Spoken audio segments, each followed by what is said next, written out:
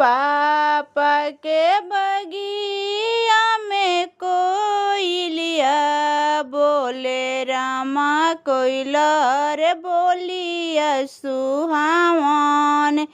बोले रामा कोयलर बोलिया सुहावन बोले रामा होत बिनु सहरा कोयलर बिदैया मांगे रामा होत बिनु सहरा कोयलर बिदैया मांगे रामा पापा उठलन बिदैया करे रामा मम्मी उठली खोइचवा देवे रामा मम्मी उठली खोइचवा देवे रामा खोइचा ही देता मम्मी नयनवा ढरे रामायब बेटी सपनवा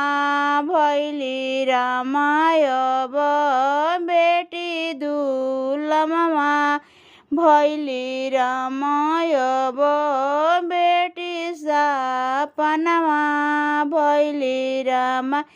चाचा के बगिया में कोयलिया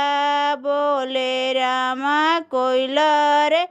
बोलिया सुहावन बोले रामा कोयलर बोलिया सुहावन बोले रामा जब होत बिनु सहरा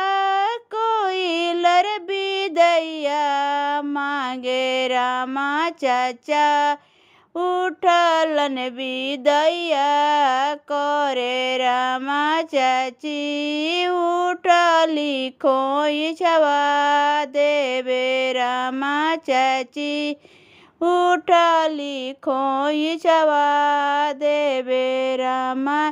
खोइचा ही देता चाची नयनवा ढरे रामायब बेटी सपनवा भैली रामायब बेटी सपनवा भैली रामा भैया के बगिया में कोयलिया बोले रामा कोयलर बोलिया सुहावन बोले रामा कोयलर बोलिया सुहावन बोले रामा होत बिनु सहरा कोयलर बिदैया मांगे रामा भैया उठलन बिदैया करे रामा कोयलर उठलन बिदैया करे रामा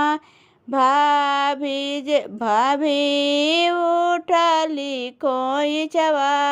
देवे रामा भाभी उठली खोइचवा देवे रामा खोइचा ही देता भाभी नयनवा ढारस रामायब ननद सपनवा भैली रामायब ननद सपनवा भैली रामा 16 बरिस बेटी पापा के अगना खेलली रामायब बेटी सपनवा भैली रामायब बेटी सपनवा भैल 16 बरिसवा बेटी चाचा के अगना खेलस रामायब बेटी सपनवा भैली रामायब बेटी सपनवा भैली।